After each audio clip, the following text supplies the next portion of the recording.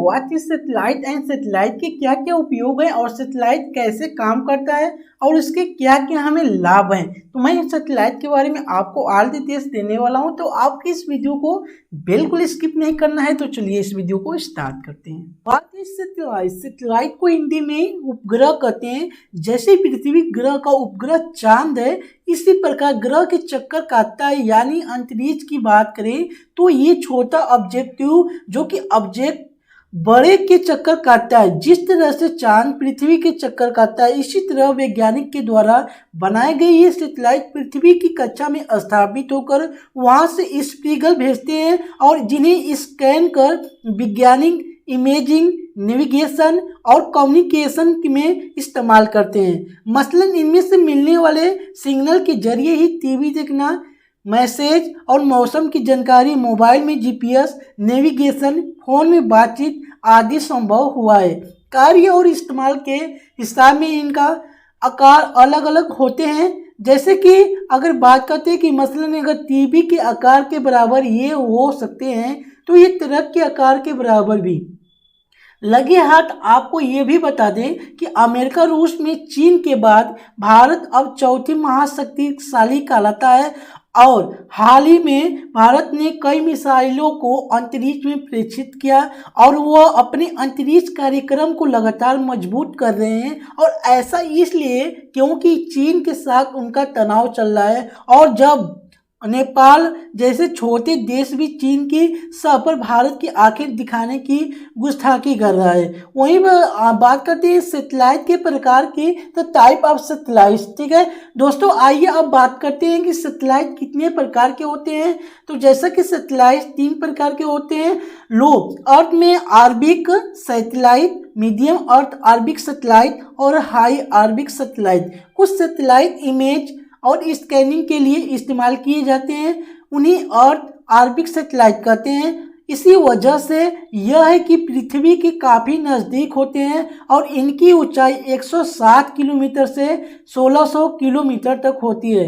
ये दिन में कई बार पृथ्वी के चक्कर पूरे करते रहते हैं। और मीडियम अर्थ ऑर्बिट सैटेलाइट का प्रयोग नेविगेशन के लिए किया जाता है। यह 12 घंटे में पृथ्वी का एक चक्कर पूरा कर लेते हैं और इनकी ऊंचाई 10,000 किलोमीटर से 20,000 किलोमीटर तक होती है।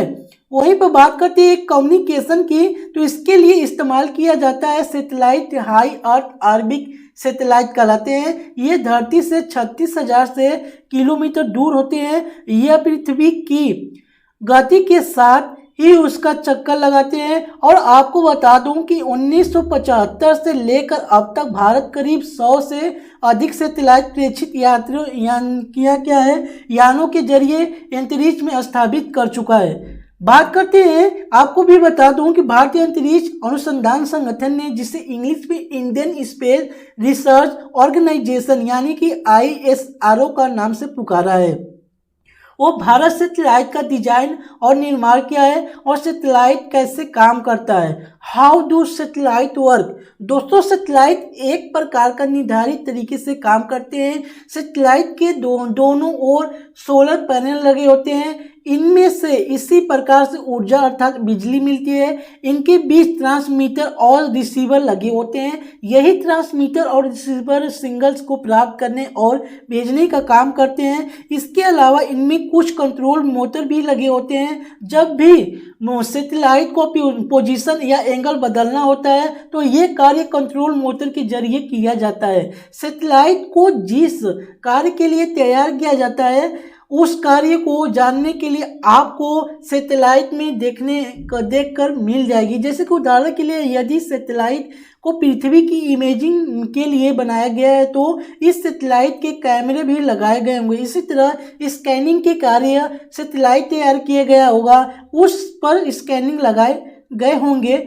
आपको बता दूं कि सैटेलाइट से सर्वाधिक कम्युनिकेशन में जुड़े कार्यों को अंजाम दिया जा रहा है। इससे बेहतर करने के लिए टेलीकॉम कंपनी के बीच होड़ भी लगी थी ताकि उनकी कंपनी का नेटवर्क सबसे बेहतर और वो इसके आधार पर अधिक से अधिक उपभोक्ताओं को अपनी पाले के खींचने के बारे में बता सके। हवा में कैसे टिके रहते हैं satellite, how do satellite stay in the air. तो यानी कि मैं आपके मन में ये भी सवाल चलता अवश्य होगा कि सैटेलाइट तरह के सामान भी होते हैं और हवा में कैसे टिके रहते हैं, जमीन पर क्यों नहीं गिरते हैं। मैं आपको बता दूं कि इसका एक सामान्य नियम है। नियम यह है कि यदि ऑब्जेक्टिव को अंतरिक्ष में रहना है तो उसे अपनी एक गति से किसी एक बड़े ऑब्जेक्टिव के चक्कर लगाने रहते हैं और इसकी स्पीड पृथ्वी ग्रेविटेशनल यानी कि फोर्स यानी गुरुत्वाकर्षण बल को ऊपर और हावी नहीं होने देती है। ठीक है, लिहाजा सैटेलाइट आसानी से हवा में टिके रहते हैं। बात करें गुरुत्वाकर्षण बल की निकाली की तो इसको हम आपको बता दूं, ग्रेविटी के सिद्धांतों का प्रतिपादन करने वाले न्यूटन को जिस पेड़ से गिरने पर ग्रेविटी से जुड़ा ज्ञान प्राप्त हुआ वह पेड़ आज भी खड़ा है और इस वक्त उसकी उम्र करीब 350 साल पुरानी हो चुकी है। दुश्मन पर निगरानी रखने वाला भी सैटेलाइट है। दोस्तों बता दूं कि सैटेलाइट दुश्मन पर निगरानी के काम भी आता है। जैसे सीमा पर क्या हो रहा है इसकी इमेज जरिए आपको पता लगाया जा सकता है। आपको बता दें कि इस वक्त भारत के पास कुल मिलिट्री सैटेलाइट हैं और कुल 7 मिलिट्री सैटेलाइट हैं। दोस्तों आपको जानकारी होगी कि भारत यानी कि बहुत से देश दुश्मन देश का सैटेलाइट नष्ट के लिए एंटिटी सैटेलाइट का सहारा लेते हैं। ये अंतरिक्ष में दुश्मन के खिलाफ एक बड़ा हथियार होते हैं। जैसा कि हम आपको बता चुके हैं कि ये दुश्मन की सैटेलाइट को नष्ट करने में काम आते हैं। आपको ये जानकर अवश्य अच्छा लगेगा कि हमारे देश भारत में भी एंटिटी सैटेलाइट यानी कि सैटेलाइट बनाने में कामयाबी हासिल कर ली है। और इतना ही नहीं दोस्तों, उन्होंने अंतरिक्ष में एक ऐसे सैटेलाइट को जो कि 3 मिनट में ध्वस्त करके इसका धांसू ट्रायल भी किया है और वैज्ञानिक की भी यह सफलता है हर देश के लिए गर्व का विषय है।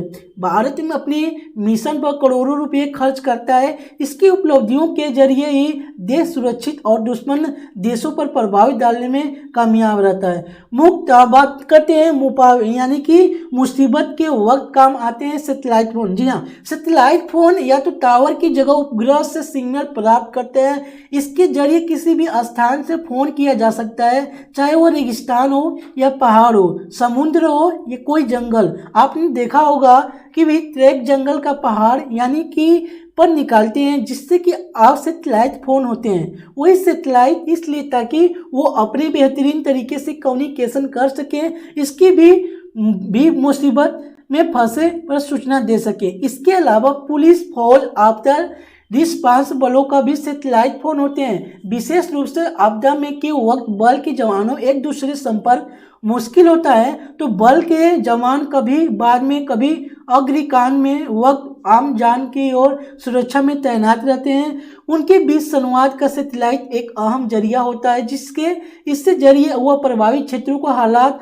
और हाल का उच्चाधिकार तक पहुंच पाते हैं। यह सूचना अधिकार में मदद और बचाव व्यवस्था संभव हो पाती है। इस संभव में उत्तराखंड में 2013 में केदारनाथ में आई आपदा जिक्र करना आसनिक हो गया था। ये सैटेलाइट फोन के जरिए ही जवानों ने जंगलों के भीतर और पहाड़ों पर लापता लोगों को खोज और उनका बचाव सुनिश्चित किया था।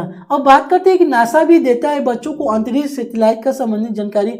यानी कि जो नासा है वो भी क्या करता है कि स्कूल बच्चों के लिए कार्यक्रम चलाता है और इसके विभिन्न स्कूलों के बीच नासा के दौरा कराया जाता है। वो अंतरिक्ष, पृथ्वी, चंद्रमा और तमाम सैटेलाइट के बारे में जानकारी हासिल करते हैं।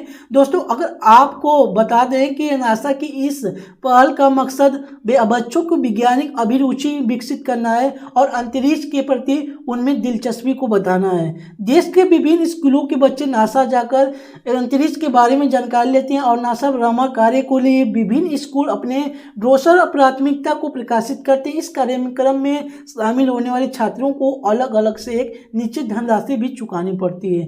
तो ये आई होप ये वीडियो आपको अच्छा लगा होगा। अच्छा लगा तो लाइक करना चैनल फर्स्ट में चैनल को सब्सक्राइब कर लीजिए।